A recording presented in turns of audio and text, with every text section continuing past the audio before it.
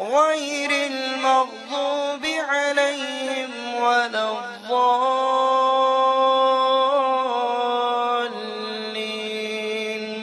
آمين.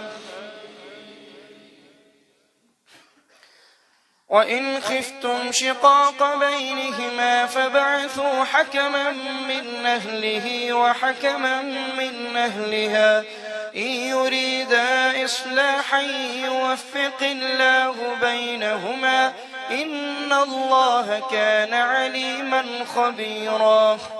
واعبدوا الله ولا تشركوا به شيئا وبالوالدين إحسانا وبذي القربى واليتامى والمساكين والجار ذي القربى والجار الجنب والصاحب بالجنب وابن السبيل وما ملكت أيمانكم إن الله لا يحب من كان مختالا فخورا.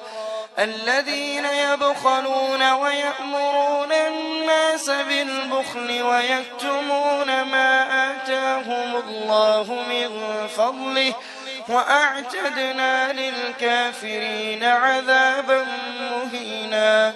والذين ينفقون أموالهم رئاء الناس ولا يؤمنون بالله ولا باليوم الآخر ومن يكن الشيطان له قرينا فساء قرينا.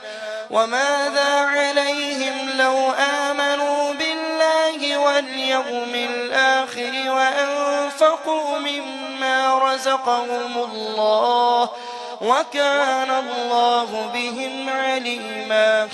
إن الله لا يظلم مثقال ذرة وإن تك حسنة يضاعفها ويؤت من لدنه أجرا عظيما.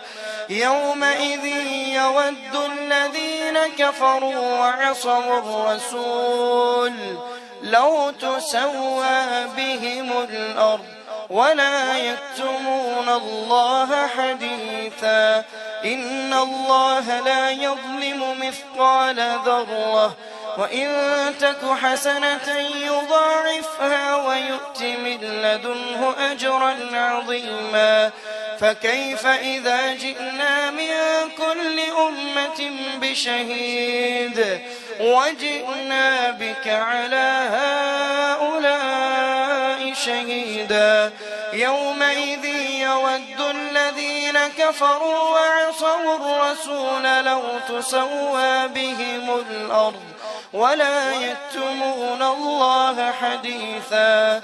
يا أيها الذين آمنوا لا تقربوا الصلاة وأنتم سكارى حتى تعلموا ما تقولون ولا جنبا إلا عابري سبيل حتى تغتسلوا. وإن كنتم مرضى أو على سفر أو جاء أحد منكم من الغائط أو لامستم النساء فلم تجدوا ماء فتيمموا صعيدا طيبا فامسحوا بوجوهكم وأيديكم إن الله كان عفوا غفورا.